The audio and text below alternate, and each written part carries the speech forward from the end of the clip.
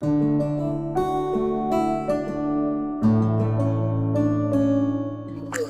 গরিব ছোট লোকের বাচ্চা, এখানে রিমিদের বাসা কোনটা?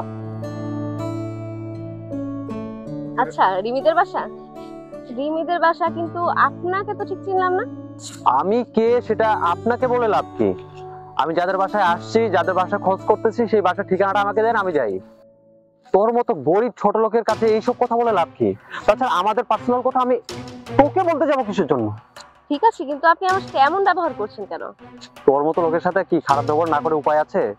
আমি তোকে জিজ্ঞাসা করেছি রিমিদের বাসাটা কোথায়, সেটা না বলে তুই উল্টা আমাকে প্রশ্ন করছিস। আমার কথা নাকি তোকে বলতে হবে? আচ্ছা, আমার কথা আমি তোকে বলতে যাবো কিসের জন্য? তুই যে কাজটা করছিস সেই কাজটা কর, আমাকে ঠিকানাটা বল, আমি চলে যাই। দেখুন, আপনি কিন্তু এবার আমার ধৈর্য সীমা ছাড়িয়ে যাচ্ছেন। আর রিমিদের বাসার ঠিকানা, তাই না? আমি আপনাকে বলতাম, কিন্তু আপনার ব্যবহারে আমার এখন আর বলতে ইচ্ছা করছে না। আপনার মধ্যে না আছে সভ্যতা, না আছে ভদ্রতা। আর এইসব ভদ্র পোশাক পরলে না মানুষ ভদ্র হয়ে যায় না। তুই আমাকে জ্ঞান দিচ্ছিস? তোর কাছ থেকে কি আমার এখন জ্ঞান নিতে হবে? হ্যাঁ, ন্যূনতম শিক্ষাগত যোগ্যতা তোর আছে বলে তো আমার মনে হয় না। চাষার ঘরে জন্ম নিয়ে তোর মুখে এই ধরনের কথা মানায় না।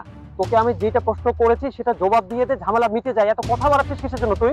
আর সত্যি কথা বলতে, রিমির সাথে আমার বিয়ে ঠিক হয়েছে, তাই আমি তাদের একটু বাড়ি ঘরটা দেখার জন্য আসছি।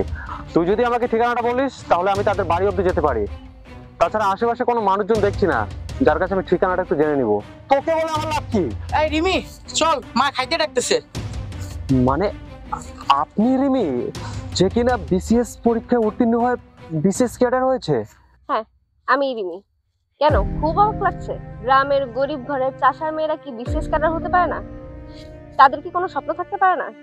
নাকি বিসিএস ক্যাডার হওয়ার জন্য গ্রামের মেয়েদের আলাদা করে কোনো যোগ্যতা থাকতে হবে? আর এই যে আমার ভাইকে দেখছেন, উনিও অনার্স মাস্টার্স কমপ্লিট করেছেন।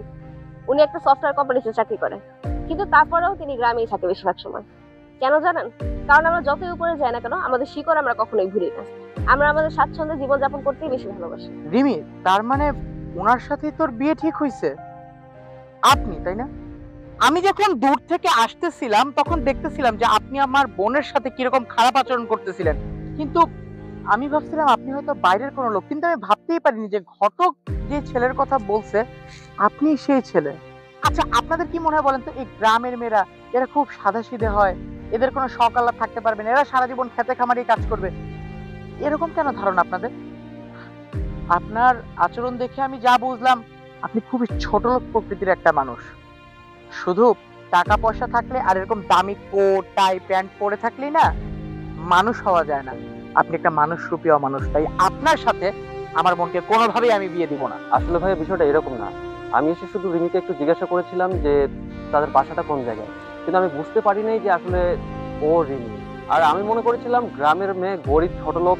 তাছাড়া আমি একটু ক্লাস মেনটেন করে চলাফেরা করি, তো আমার ব্যাপারটা তো আপনি জানেন, এরকম গ্রামের সাথে আমার যায় না।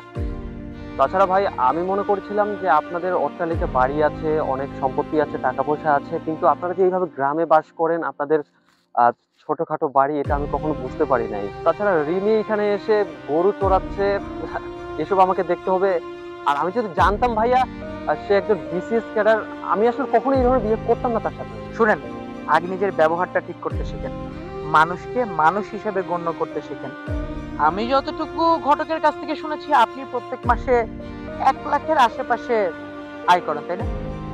আমি অনার্স মাস্টার্স কমপ্লিট করে এখন একটা সফটওয়্যার ডেভেলপমেন্ট কোম্পানিতে জব করি এবং আমার স্যালারি 5 লক্ষের আশেপাশে, মানে আপনার থেকেও 5 গুণ। তবুও দেখেন, আমি এই গ্রামের মানুষকে এবং আমার গ্রামের মাটিকে প্রচুর পরিমাণে ভালোবাসি, তাই অট্টালিকাতে গিয়ে অফিস করলেও না এই গ্রামের মাটিতে আমি ঘুমাতে খুব পছন্দ করি। আপনার মধ্যে আমি ক্লাস মেনটেন করে চলি না, এই ধনী গরিব এদের মধ্যে ভেদাভেদ করি না। শুনেন, আমি মানুষকে মানুষ হিসেবে গণ্য করি, আর আমি মনে করি একজন প্রকৃত মানুষ হইতে গেলে সর্বপ্রথম যে জিনিসটা দরকার সেটা হলো মনুষ্যত্ব, যেটা আপনার মধ্যে বিন্দু পরিমাণ নেই। হইতে পারে আপনি অনেক বড় ঘরের সন্তান, ছোট থেকে শহরে মানুষ হয়েছেন, কিন্তু আমি একজন চাষার ঘরে মানুষ হয়েছি। এই যে আমার বোন, সেও কিন্তু একটা চাষার ঘরের মেয়ে, কিন্তু আমরা এই শিক্ষাটা পেয়েছি নুন ঢাল ভাত খেয়েও কিভাবে করে সফলতার উচ্চ মাকামে পৌঁছাইতে হয়, এবং সেটা আমরা পৌঁছেছি। আর যাই হোক, আপনার মতো ছোট লোকের কাছে আমি জীবনেও আমার বোনের বিয়ে দিব না। রিমি, ঘরে চল। ভাই